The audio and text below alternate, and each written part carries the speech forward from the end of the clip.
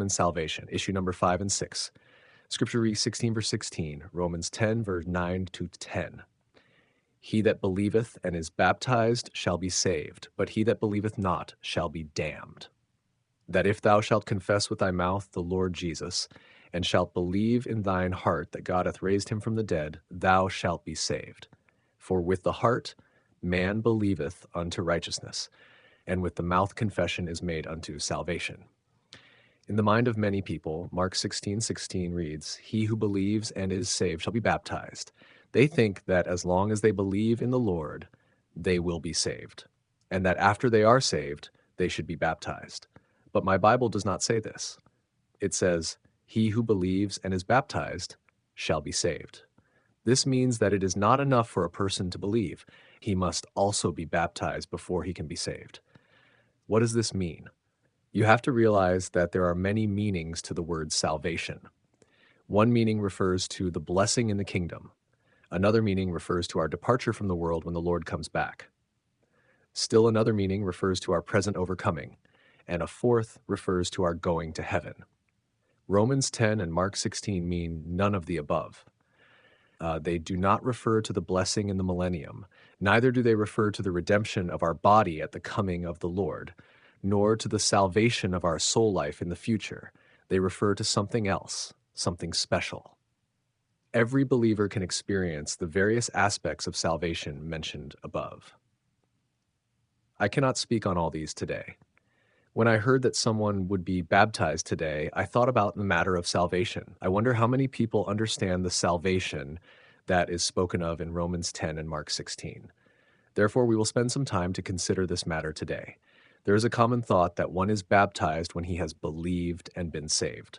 But the Bible clearly says that he who believes and is baptized is saved. Baptism comes first and then salvation. You may ask what this salvation refers to. Please recall how a person receives eternal life. He receives life through believing. He receives eternal life through accepting the Lord Jesus into his heart as his life. The Gospel of John clearly speaks of this. Although you may have believed, how do I know that you have believed? Although you say that you have received eternal life, how do I know? Suppose a man has believed, but he never comes to the meeting, never breaks bread with us, and has not been baptized. He continues to be a Christian in secret and lives like the worldly people without letting anyone know that he is a Christian. I would say that he has life, but that he is not saved. Truly, he is saved before God, but he is not saved before us and before the world. Therefore, you have to remember that one aspect of salvation has to do with our separation from the world. A man can be a Christian in secret and go to heaven when he dies. Although he may not know what will happen when the Lord comes to judge the believers, he knows that he will have eternal salvation. But during the 50 or 60 years of his life on earth, he is not saved. In the eyes of the Lord, he is saved. However, in the eyes of man, he is not saved because even though he has believed, he has not been baptized. Therefore, he is still not saved to others. Our salvation before the Lord merely gives us his life. But we must live out this life so that others can see his life. Then we are saved in their eyes. After doing this, other believers will recognize us as brothers, and the Gentiles will call us Christians. The world will realize that we no longer belong to it, and the brothers will say that we belong with them. Then we will have a change. We will be freed from the old realm and enter a new realm, and others will sense that we are really separated from them. This is what is meant by salvation through believing and being baptized. I will take this opportunity today to say a few words while some of you are being baptized. As long as a person believes in the Lord, he has life, but he must be baptized before he can be saved. There are many Muslims who are Christians in secret. No one bothers them if they only believe in the Lord. But the minute they are baptized, they may even be poisoned to death, because the minute they are baptized, they are saved and separated from the others, and others see a difference in them. They have proven in an outward way that they are Christians and demonstrated the faith that is in their hearts. Therefore, they can no longer be tolerated. To believe is to have life within, while to be baptized is to be saved without. When a person is baptized, he demonstrates in an outward way that he belongs to Christ, and others realize that there is a difference in him. This is why baptism is not a small thing. Romans 10 says the same thing. With the mouth, there is confession unto salvation. Verse 10. Does this mean that as long as one confesses with his mouth, he can go to heaven? Must one confess with his mouth before he can go to heaven? No, there are many dumb ones who can go to heaven. Confession with the mouth merely shows those in the world that you are different from them, and that you have been delivered out from their midst. Therefore, brothers, let us pay attention to this aspect of salvation.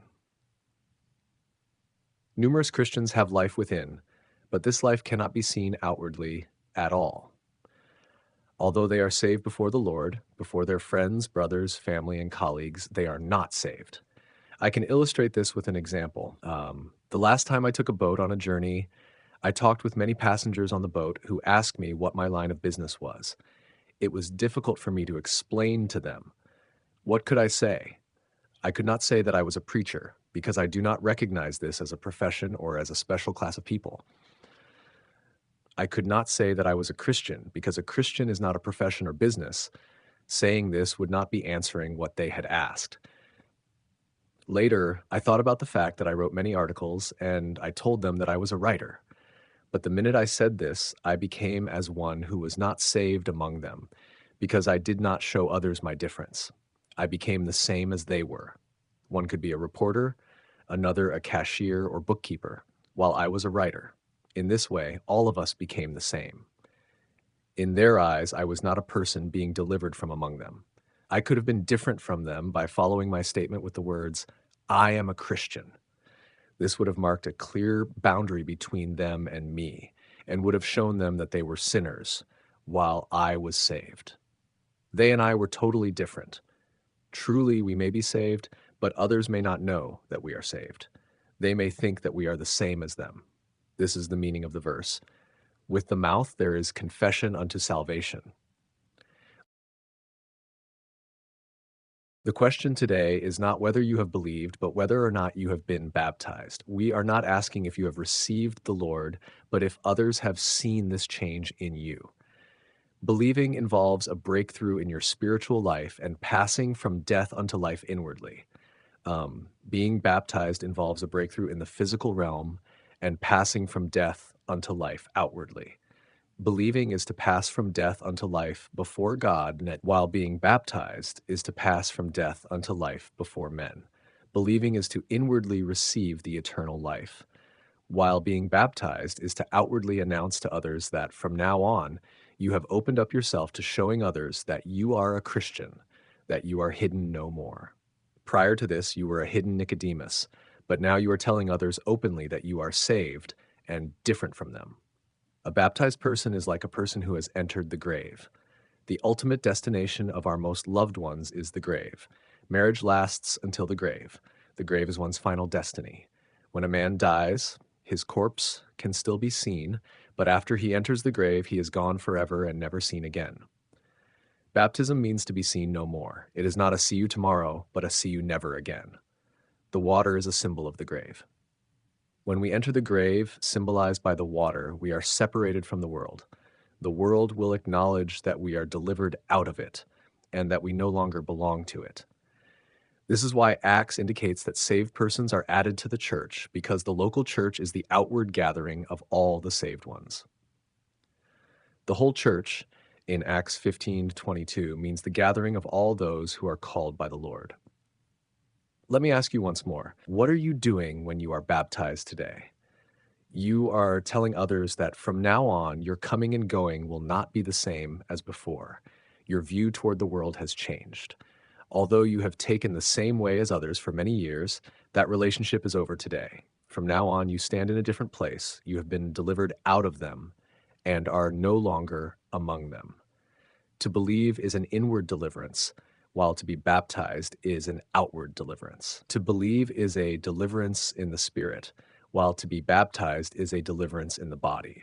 To believe is to be delivered from the world morally, while to be baptized is to be delivered from the world in one's conduct. This is the salvation spoken of in Mark 16 and Romans 10. You must also remember that you are not the only one who is saved in this world. There are many others who are also saved. Most of the ones who are sitting here today are saved. There are many saved people, and you are only one of them. In the past, you were in the world. You helped the world, tried to improve the world, and exercised your strength to serve in the world community. Now, you have been delivered from it, and you belong to another community. As before, you have many companions. They are the believers, and they are now joined to you. Therefore, you can no longer be an individual Christian and no longer act independently. Because you are joined to them, everything that you do represents your brothers and sisters. After we are baptized, we become one body.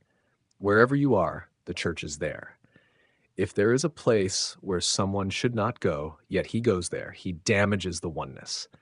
If we are restricted in every way by the oneness, we will be preserved in our footsteps and avoid many problems.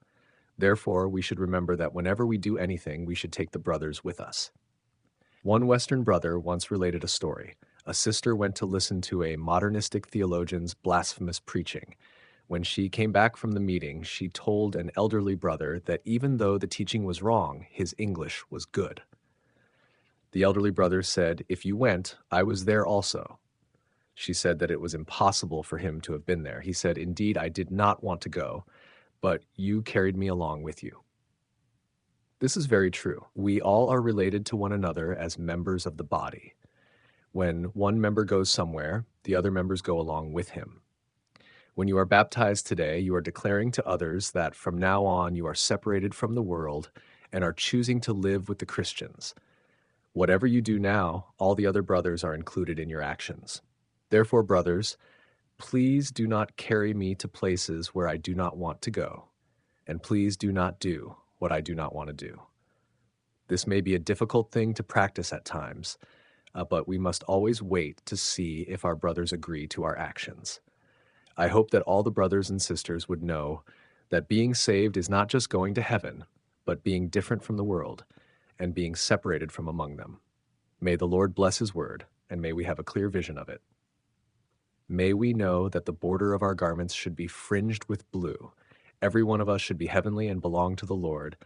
All of our actions and walk should express this blueness. Brothers and sisters, baptism is just the beginning of this journey. There is much ahead of us. May we be encouraged to go on.